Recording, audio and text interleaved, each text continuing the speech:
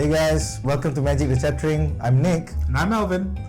Today we're gonna talk about the top 5 raid cards from MtG Origins. Alright, at number 5 we have Scab Clan Berserker.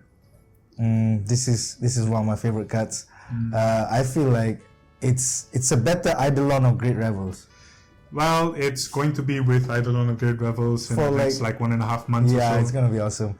The fact that it has haste and renown and an ability on top of renown for like 3 mana, I'm like, it's pure upside. I do see this card really making it in red deck wins. I'm not too... Do you think it'd be like modern playable? Is it too high? So at 3 mana, definitely won't be able to make it. It's no Goblin guy. There's no Eidolon of Revels, anyways. Yeah, but it's gonna conquer standard for a while. Yeah, and I do see it as being the linchpin for red decks in standard. It easily can, make itself renowned. It can trigger off easily because of haste. Someone doesn't see it coming on your third turn, and once it's renowned, it's just an Eidolon that doesn't hurt you. It just hurts your opponent. Yeah, triggering off non-creature spells to deal 2 damage. Yeah, obscene. Next up on number 4 is Chandra, Fire of Kaladesh, also known as Chandra, Roaring Flame. In my personal opinion, I wish it was 2 mana. Yes. It's one of the, out of all the 5 planeswalkers, this is one of the hardest to actually flip. Yeah, she should have had haste at least at 3 mana. Yeah. If you wanted her to be 3 mana, at least give her haste. At 3 mana, having her activate the turn after, it just telepaths too much to your opponent. And the board's gonna be like pretty heavy by turn 4. Granted, by the turn she activates, it's quite easy to actually flip her. If you do have a burn spell in hand, and if you're able to attack unscathed, it's easy to flip. You gotta hope that your opponent has a clear board on turn 4. But you see, the problem is that once she flips, she's a powerhouse. Once she flips, really. I don't think she actually has that much board presence. The 4 damage? There's a 4 damage and there's a 2 damage, right? Yeah, granted, the turn that you actually do flip her, that you can easily deal like 7 to 8 damage. Yeah, but it's like Magical Christmas Land, hoping that your opponent wouldn't have a blocker, she would swing through, you cast a raid spell, untap, and then you ping again. It's just hoping for too much. Yes, the 2 damage, her +1 ability for 2 damage is okay. Yeah. Her -2 is a bit... doesn't really hit the ball for me. But she is solid.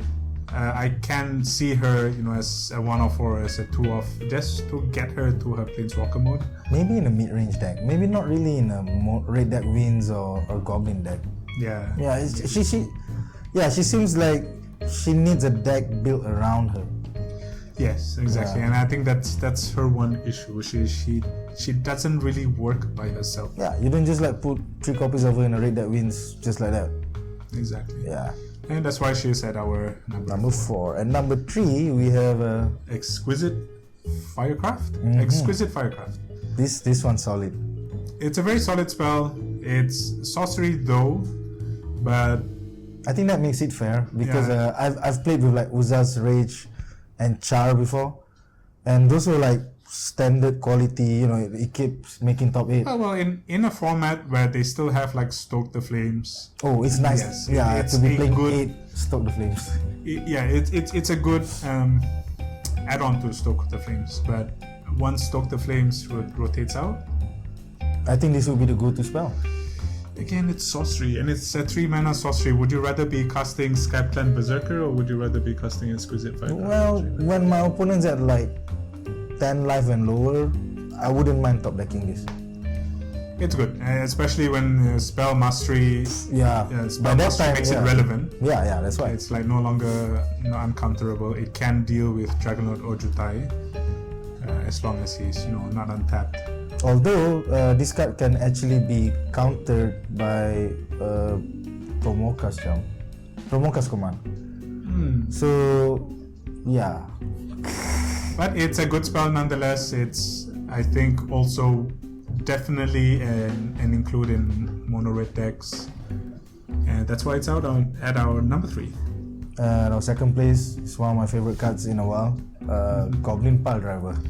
Welcome back. Welcome back to Standard. And welcome to Modern. Yes, finally. Finally. I have to say, the world's different now. It used to be around in 2002, 2003. Back then when Sakatog was a 2001? thing, it was awesome. Yeah. Now the Now he may quotation not from be Blue. that awesome, but then again he easily bypasses Juggernaut Ojutai. Yeah. And in a world where for the past 12 months we've seen Goblin token decks making top 8 everywhere, this fits right in with like Dragon Fodder and I think it's an easy Rebel Master and second Haunting third Albers. slot for Goblin. Oh yeah, decks. most definitely. And in modern, you've just got like Goblin Piledriver here. He's immune to Pestamites. He's immune to Vapor Snags. He's immune to a lot of things in modern. It's pretty nice. He's strong. He's very strong, but whether he will be as strong as he was, remains to be seen. Well, I feel he's a multi-format superstar, so that's why he's at our second place. So at our first place is Abbot of Carol Keep. Yeah, I feel this is like a sleeper hit. Everybody's looking at Piledriver. Everybody's looking at Exquisite Firecraft. They're forgetting that this is like a Chandra plus. It's a pseudo Snapcaster actually, if you come to think. Yeah, this could be the Tarmogoyf that we've been waiting for in Raid. Granted, you don't want to cast him on turn 2. No, he's not really a turn 2 In player. Modern, he might be a turn 3 drop. Yeah, there's a lot of one cost casting. Standard, most definitely turn 4. Because you still have Lightning Strike, you still have Dragon Fodder that you also want to cast on turn 4 as well. So but he's solid. He's very solid. Yeah, he's number 1 for a reason because I think he can actually redefine Red. The prowess ability pushes him over the top. I mean, beyond just playing him on the board, prowess, nice. It's sad that he can't trigger his prowess effectively with his enter the battlefield ability. Yeah. But after that, his prowess I think will just win him games. I am still putting that spell on the stack. That still triggers prowess, bro. The one that gets removed from the game. Yeah, the one that gets removed from the game. I'm still casting it to put it on the stack. Yes, but you can only cast it on the turn, right? You removed it from the game. Oh yeah, it doesn't have haste. Exactly. Well, it's still gonna be a I still think powerhouse, he will be a defining card. Yeah, I think post rotation, it's gonna be Post rotation with stuff like and like we still have fetch lands in the format. Yeah. And I think it's very, very solid. That's why he's our number 1 pick for Red. So that has been our top 5 cards, red cards in MtG Origins. Right? We'll be going into green cards in our next video. So if you do like our video, please subscribe. If you do not like our video, please tell us why. And this is Magic the Chattering, and I'm Alvin. And I'm Nick. And we're signing off. Thank you for watching.